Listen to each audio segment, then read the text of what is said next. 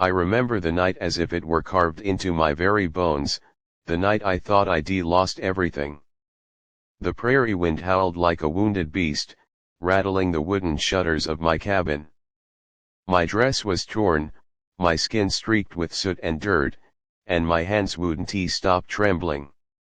The fire that had nearly swallowed my home still smoldered in the distance, its smoke clawing at the night sky. I sat there, knees pulled tight to my chest, my whole body shaking with sobs I could no longer control. And then without warning I felt a shadow fall across me. I looked up, and there he was. The cowboy. Broad-shouldered, dust on his vest, his weathered hat pulled low, eyes sharp as steel yet warm as the embers behind him. He didn't ask me to stop crying. He didn't tell me to be strong.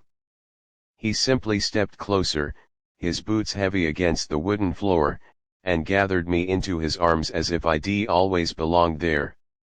I wept harder against his chest, but he didn't flinch.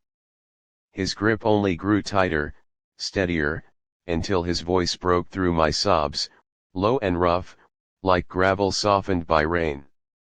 "You're safe now," he whispered. "Forever." And for the first time that night, I believed him. Life on the frontier was never easy, but for a woman alone, it was unforgiving.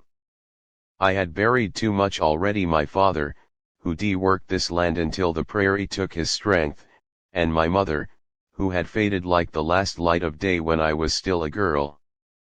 The little cabin they built became my refuge, and my prison. I worked the soil with blistered hands, hauled water from the creek, and stitched my dresses more times than I could count. Yet no matter how hard I fought, I often felt the West was slowly swallowing me whole. Each night, I would sit on the porch, staring at the endless plains, wishing for something, anything that could ease the loneliness. That evening, I'd been cooking over the hearth when the storm rolled in. Lightning tore across the sky, and in a single crack of thunder, the dry brush around my cabin caught fire. I tried to fight it, but the flames roared higher, greedy and merciless. By the time the storm passed, I was left trembling in smoke and ash, my dress burned through in patches, my face streaked with tears and soot. Part 2, Conflict and Connection. He was a cowboy I'd only seen from a distance before, riding across the ridge with his herd, cutting through the dust like a figure carved out of legend. Folks said he kept to himself, a man with a past he didn't talk about. Some called him dangerous, others called him broken.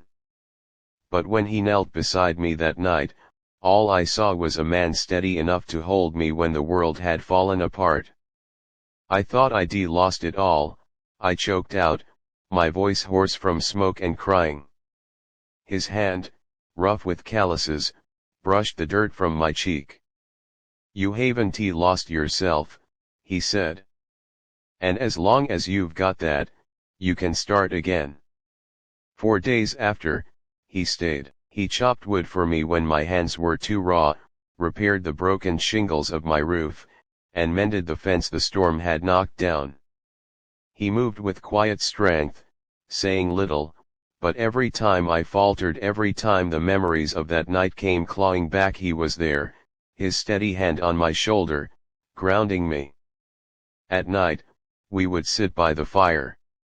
I'd watch the way the flames carved shadows across his face, the way his eyes softened when he thought I wasn't looking. He told me of his years drifting from town to town, of mistakes that haunted him and roads that had left him empty. "I thought I'd keep moving till the land buried me," he admitted one night, staring into the fire.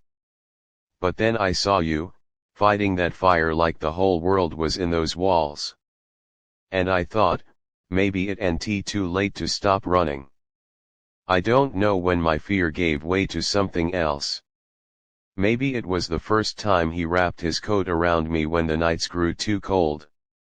Maybe it was when his laughter, low and rough, filled the cabin and made the walls feel less hollow.